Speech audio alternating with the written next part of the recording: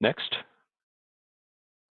we will go to the E-Rate Productivity Center in order to create, fill out, and certify the FCC Form 470.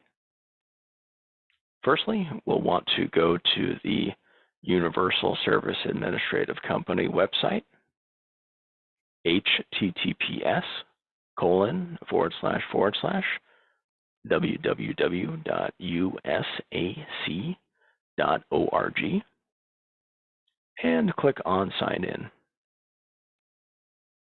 That will open a new tab, and you will want to click on Continue. Go ahead and enter your username. This should be the email address that is associated with your EPC profile, in addition to your password. Once you have those entered, you can click on this box to accept, and then click on Sign In. So once you have clicked on Sign In, it will take you to this new page, asking for email authentication. This is part of the multi-factor authentication initiative that the Universal Service Administrative Company began using, I believe, last year. Here will be your email address. This is a shortened and censored version of your email address. You do not need to enter your email address here. This is your email address, the one that you entered on the previous page.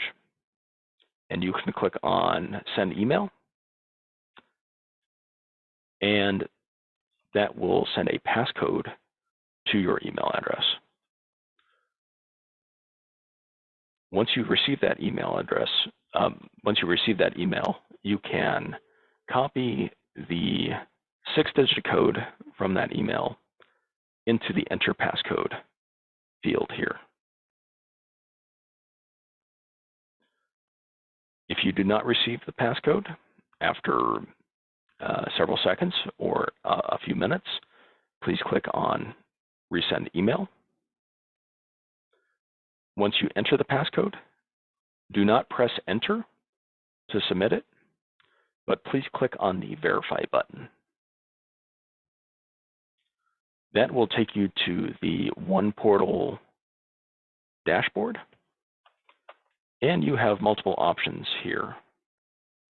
Today, we are going to be opening the E-Rate Productivity Center, so we will just want to hover over this and click on this button.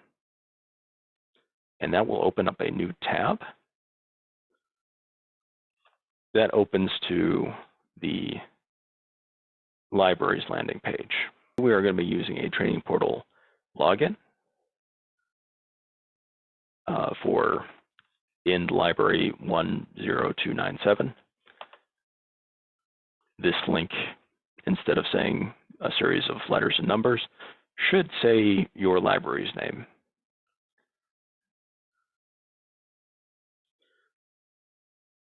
Once on this page, you can access a Form 470 that's already in progress, or you can create a new Form 470. If you have already started a Form 470, you can continue editing that Form 470 by going over here to the Tasks tab in the upper left-hand corner, clicking on that.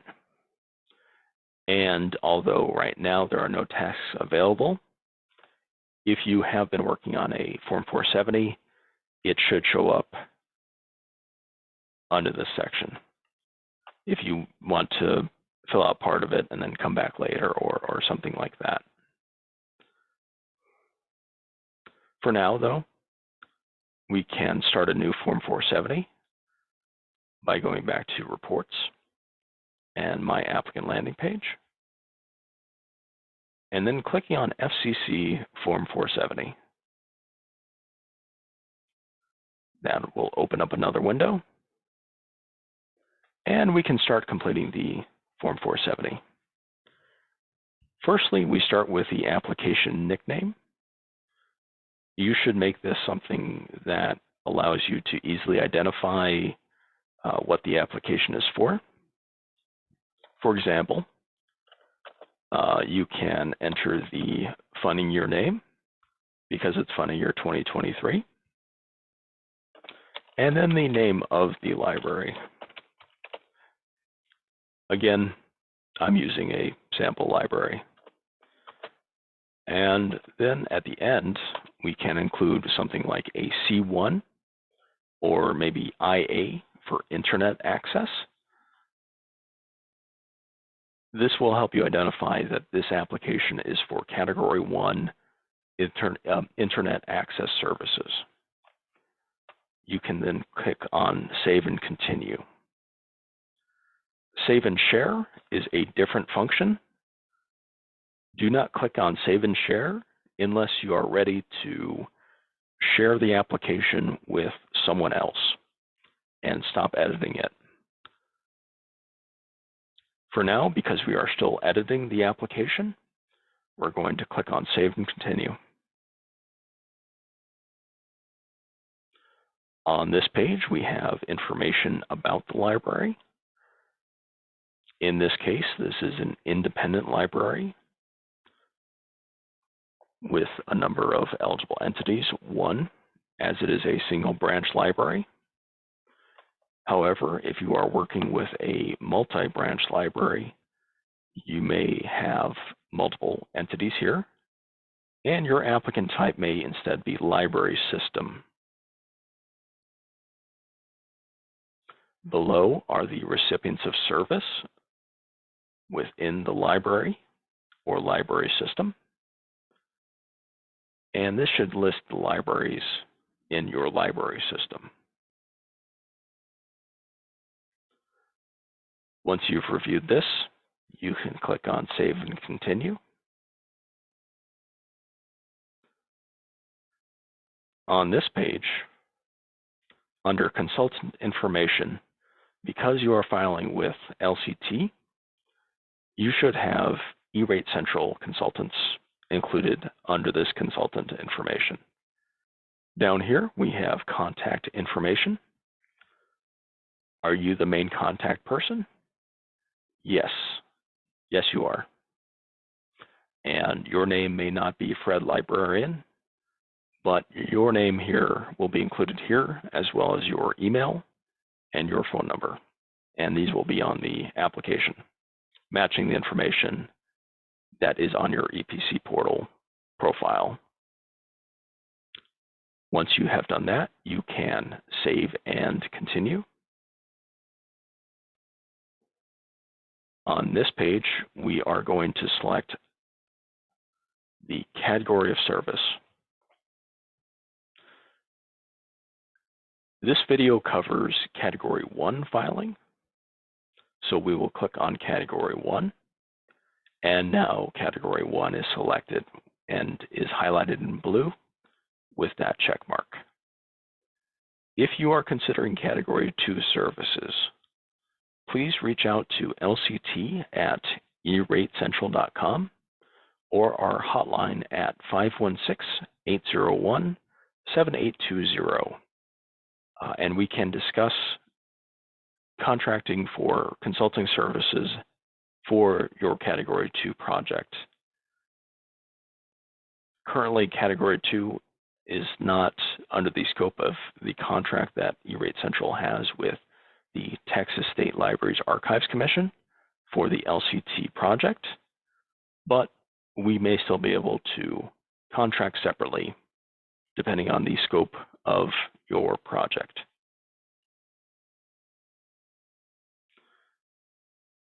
For this, once you have Category 1 selected, for data transmission and or internet access, please click on Save and Continue. RFPs for service requests. Is there a RFP for any of the services you are requesting? And this is exactly what we have prepared the service specifications document for. So we will click on Yes. and that will pop up this new information here. Please upload all RFPs for the services you are requesting. So you will want to take a second to find the file that you saved of your service specifications document. And you can either click and drag that file into this section here, or you can click on Upload and find the file in your local location there.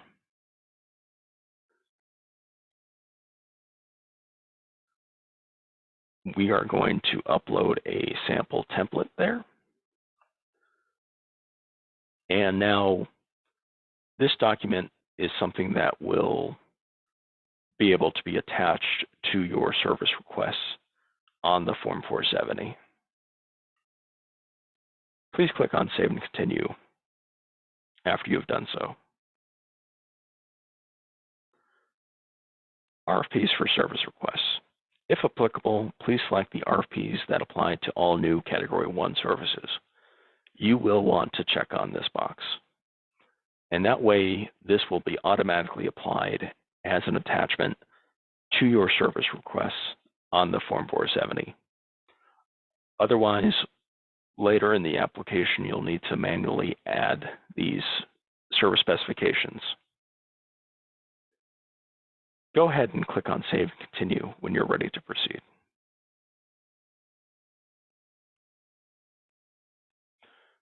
On the next page, we are going to have an opportunity to add new service requests and also add a narrative about the services that are being requested, in addition to additional information about the services being requested. So let's go ahead and add a new service request.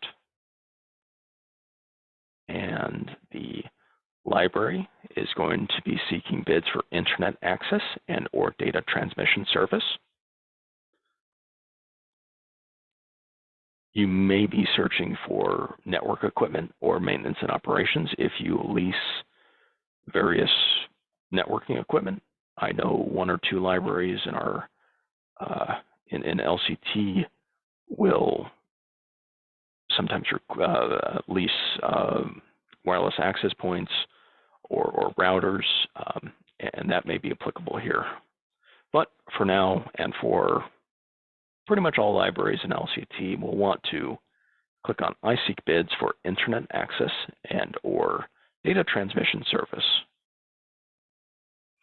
And if you want to change that selection, you can click back on this green arrow here, and that will uncollapse that section.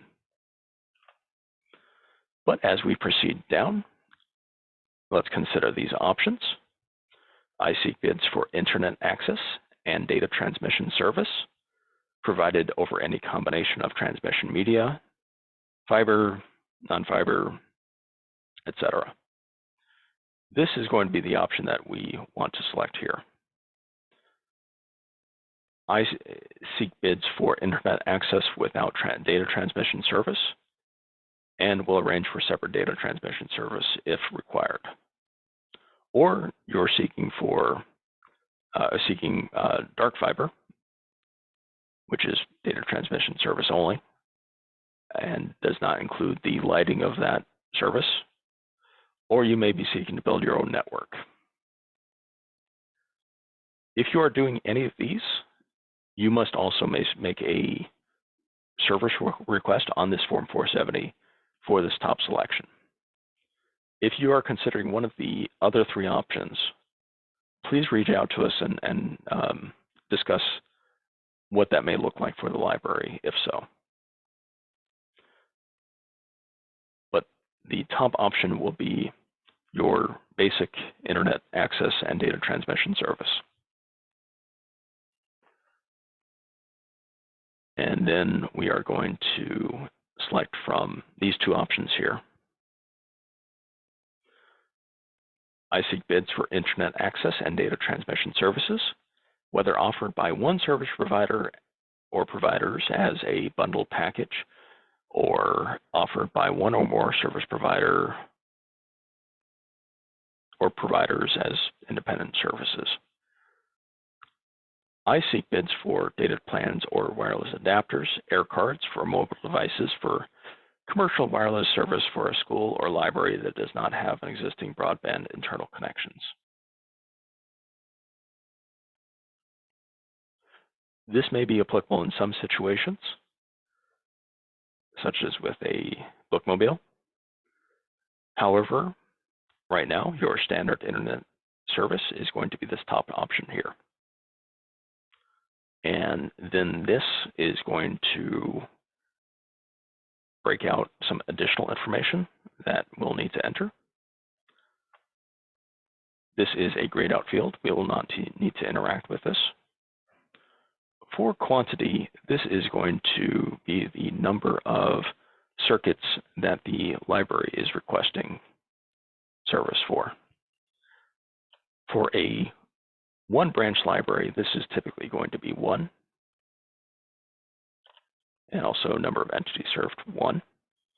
If you are working with a library system, that may be a larger amount based on the number of entities in your library system that are seeking internet access service. And likewise, your quantity may increase if you are requesting both a patron circuit in addition to a library staff circuit. Consider what the library's needs are, and you can enter the quantity and number of entities served as needed. Are you also seeking installation, activation, and initial configuration for this service? Yes.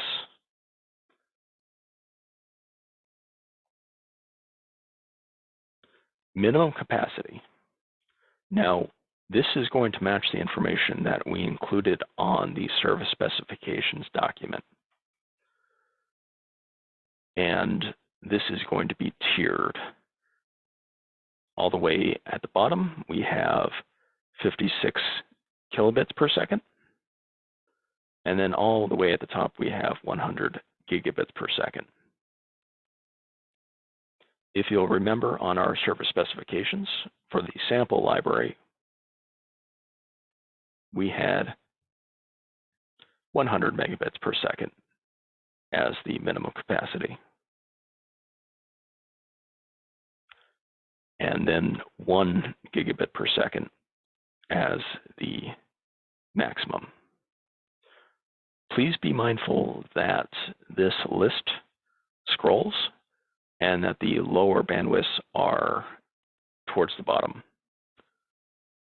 Gigabits are faster than megabits, and megabits are faster than kilobits.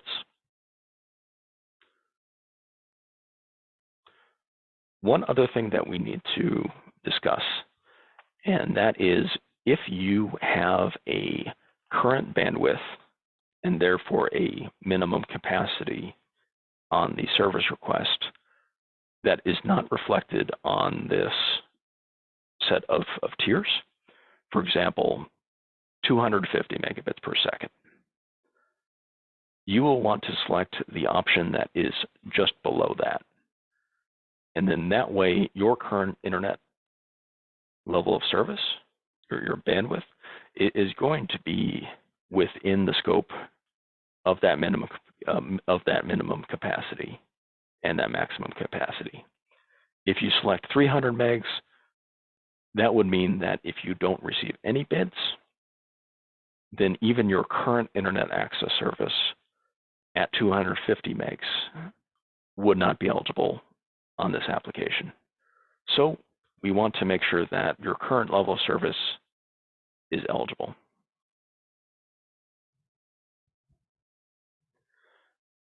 Lastly, we have the service specifications template that we want to apply to the service request.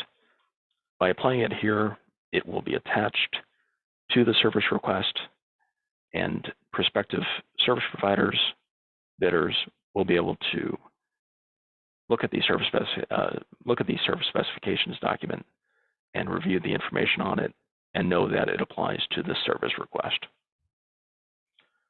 We can then either save and create another request if you are requesting multiple different circuits that have different specifications.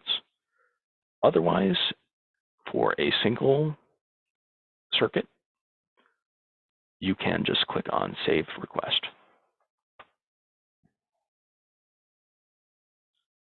Under narrative, we have sample narrative language that can be entered here,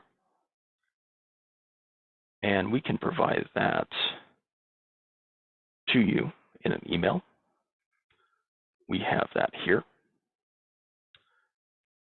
and we can just go ahead and copy that information and paste it over into the narrative. However, we will want to update the blanks. So sample library is requesting quotes for internet access to serve patrons and or staff if you have a staff circuit. The library is requesting proposals from, remember, the 100 megabits per second minimum. And we can delete the part that says /GBPS up to the maximum that we requested on the service request up there and on the service specifications document, up to 1 GBPS. And again, this includes some of the information that is also included on the service specifications document, but this also includes language to point potential service providers and bidders to the service specifications document for the timeline and directions for submitting questions and proposals. And again, we have that attached to this service request up here. Finally, on this page, we will want to, under Installment Payment Plan, select Yes. Now, this is regarding special construction charges on the non-discounted portion of, so this is regarding an installment payment plan for the non-discounted portion of special construction charges associated with the request listed above. This may or may not apply to your library, but just in case, we can include a yes here.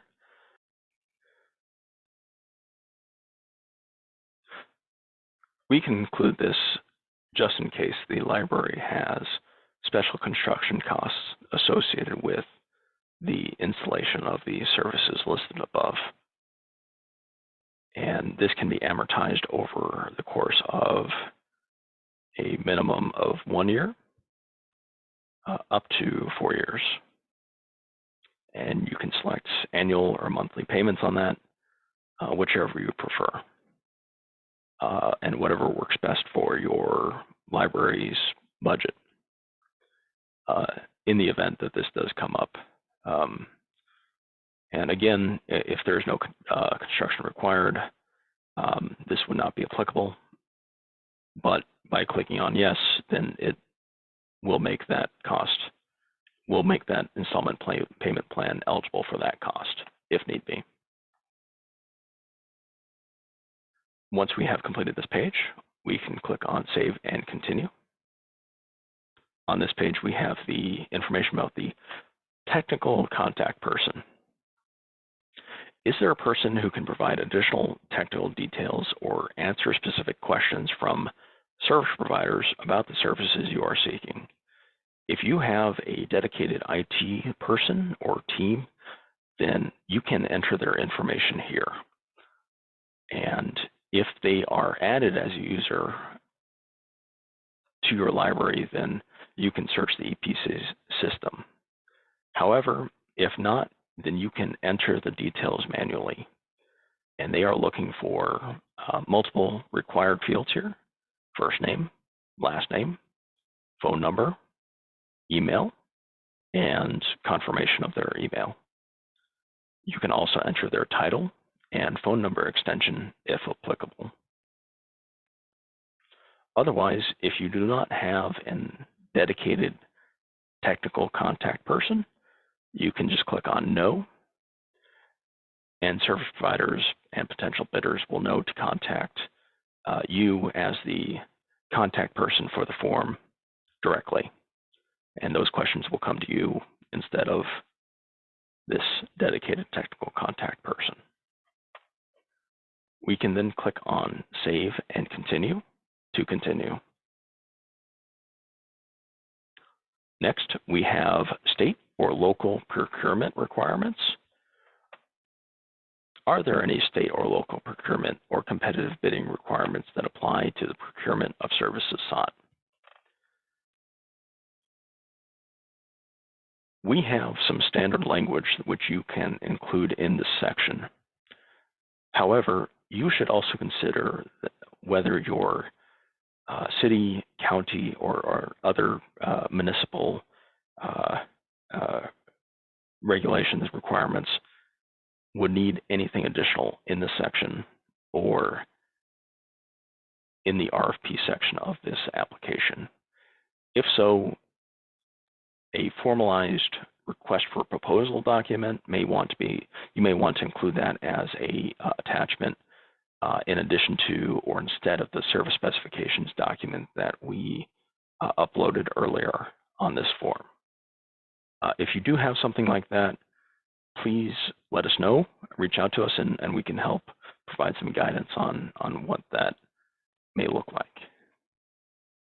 But for now, in this case, assuming a fairly standard language, we'll just go ahead and on that same document, which we took the updated narrative from, we can take the standard state and local procurement restrictions information, and we can copy that in here. And again, we can provide you with the standard language. All right, and once that's entered, we can go ahead and click on Review FCC Form 470. So it says here, when the FCC Form 470 PDF is ready, a task will become available to complete certification. That task will show up in your Tasks tab here. However, it may take about 1 minute for it to show up, or at least several seconds. When it does show up, it won't update this page automatically, but you will have to click on the Tasks tab, and now you see the one shows up after you refresh the page or go to the Tasks tab directly. And as we discussed earlier, the Tasks tab is where you will want to go if you are going to be editing a Form 470 in progress. In this case, because we have this Form 470 prepared, and because we are ready to certify it today, we can click on this link, and that will open up the application for certification. So here we have a link that will allow us to download a draft copy of the Form 470. And that will download here. If you're using a different web browser, that may download it in a different spot, or it may download to your downloads folder on your computer. And we can go ahead and open that up. And this will include all of the information that we entered here today: the name of the application, the contact information, the consulting firm information, consultants, and again, that should include everyone on our LCT list, the RFP document, which we attached, the service request that we created today, the narrative that we entered, the installment payment plan information, not category 2 requests, unless that is something that applies, the technical contact for the library, if applicable, and that state and local procurement restrictions language that we provided. If that all looks good, you can either close this tab. If you need to show a copy of this document to either a party on the library side, you can download or print this document before you certify.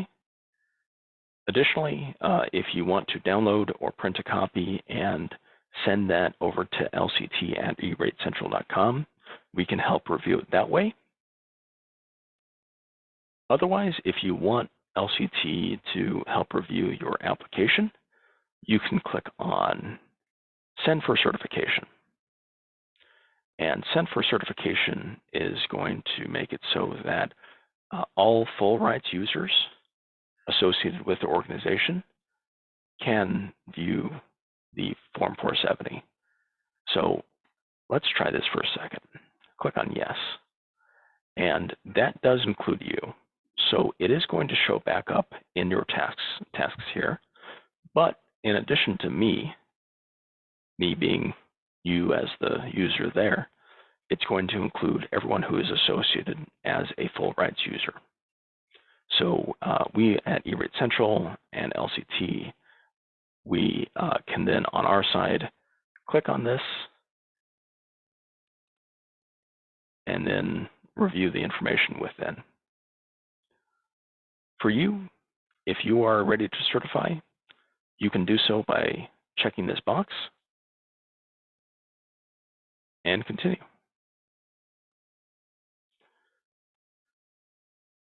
And on this page, we will have a series of certification boxes to check, and you will need to check each of these boxes prior to certification. These certifications cover a number of E-Rate rules. If you have any questions about these, please reach out to us, and we're happy to discuss. Once you are ready to certify, make sure these are all checked, and scroll to the bottom to click Certify.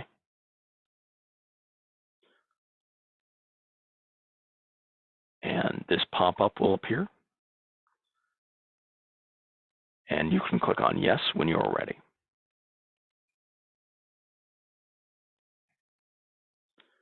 And now you have certified the FCC Form 470.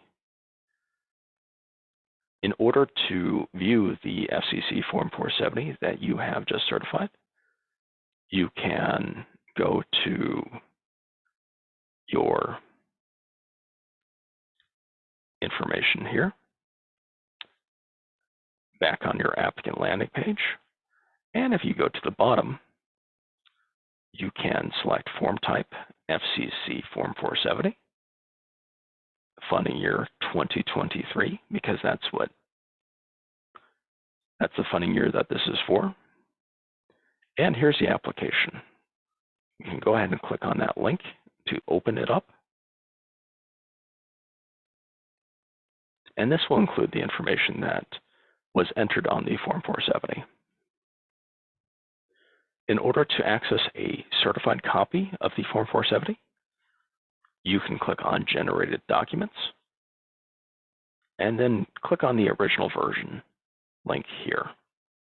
And that will, very similar to the draft copy that was downloaded earlier, will download a certified copy. And then you can review this and retain this certified copy for your records. You should retain this copy for at least 10 years. That is the document retention rule for E-rate, a 10-year minimum. And actually, 10 years after the, so 10 years after the end of the funding year for this application. So the end of this funding year is going to be June 30th, 2024. That's funding year 2023. And so you will want to retain it for 10 years after that date. You can retain a physical copy, you can retain a digital copy, but it is useful to have copies on hand in case you are either audited randomly in the future, or if you are asked for a copy of any of these documents by a reviewer. In any case, you should retain copies of essentially all E-rate related materials for up to 10 years. Not up to 10 years, but 10 or more years. We can then, of course, download or print a copy of this here. So following the certification of the Form 470, you will want to monitor the email inbox and your spam and junk folder in the event that anything is redirected there for any service provider bids and proposals that you may receive. Additionally, you will want to monitor the timeline that was included on the service specifications document. And on each of those dates that are included on that timeline, take the required action items that are needed. For example, posting the Q&A document that includes any questions and answers that you received and provided during the Q&A period. And then at the end of that timeline, on the last day to submit proposals, following that, you can evaluate your received bids with cost effectiveness as the most heavily weighted factor and determine a winning service provider. We provide a template for bid evaluation that provides that weighting automatically based on the pricing for respective services. And we have a number of resources that are dedicated to each of those steps in the timeline. If you have any questions, please reach out to us once again at lct@eratecentral.com or our LCT hotline at 516-801-7820. Thank you for your time, and happy filing.